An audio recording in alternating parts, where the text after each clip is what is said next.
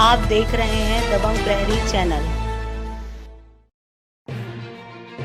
बजरंगी को वसूली करता और गुंडा कहे जाने से नाराज दुर्ग बजरंग दल ने मुख्यमंत्री भूपेश का पुतला आग में फूंका। दुर्ग छत्तीसगढ़ के हृदय स्थल इंदिरा मार्केट इंदिरा गांधी की मूर्ति के पास बजरंग दल विश्व हिंदू परिषद के लोग एक साथ इकट्ठा होकर छत्तीसगढ़ के मुख्यमंत्री भूपेश बघेल द्वारा बजरंगी को वसूलीबाज और गुंडे के जाने पर नाराज होकर उनका पुतला दहन करने का प्रयास किया। इससे निपटने के लिए पुलिस प्रशासन भी मुस्तैद था, लेकिन मुख्यमंत्री भूपेश बघेल के पुतले को जलने से नहीं रोक पाए। छत्तीसगढ़ के सरकार के मुख्यमंत्री भूपेश बघेल बजरंगी पर गुंडा शब्द और वसूलीबाज कही लेकर विरोध में ये पुतला दहन के छोटा सा कार्यक्रम आयोजन करता समस्त विश्व हिंदू परिषद बजरंग दल और हिंदू समाज। आखिर उग्र क्यों हुआ बजरंग दल? उग्र होने का कारण है सरकार ने जिन शब्दों का प्रयोग किया कि वसूलीबाज, क्या बजरंग दल वसूलीबाज है? बाबरी मस्जिद को तोड़वाने में सबसे बड़ा अगर हाथ किसी का था तो विश्व हिंदू परिषद और बजरंग दल था, जिसको इतना बड़ा भारत देश पर उपाधि मिली। वो जहाँ जहाँ आपातकाल की स्थिति बनती है वहाँ विश्व हिंदू परिषद और बजरंग दल सबसे आगे होता है।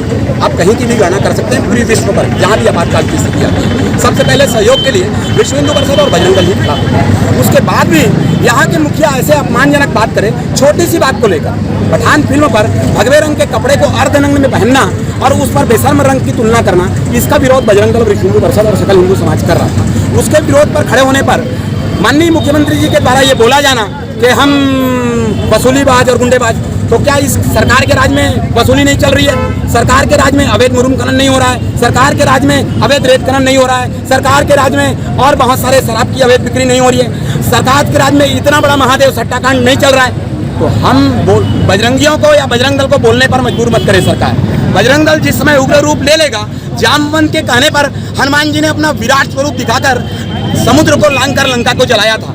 अगर बजरंगी उग्र हो गए तो इस सरकार को लांग कर इस सरकार को नीचे निस्त नाबूद कर देगी, पृथ्वी में मिला देगी। आपका परिचय? बजरंग दल विभाग सह संयोजक रामलोचन राकेश तिवारी।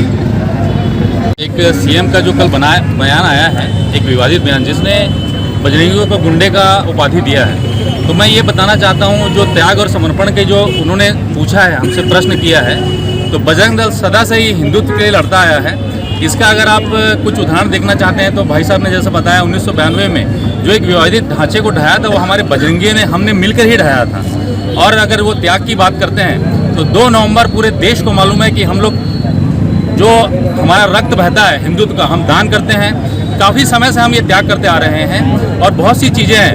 1996 में जब अमरनाथ यात्रा कुछ आतंकवादियों ने रोक दी थी कि भैया यहाँ पर अब यात्रा नहीं होगी, तब यही बजरंग दल हमारे पूरे भाई 50,000 की संख्या में बिना हथियार लिए हम सब खड़े हो गए थे कि कौन आतंकवादी आता है देखते हैं, तो और इस यात्रा को सुचारू रूप से चालू करवाए, विरोध किए।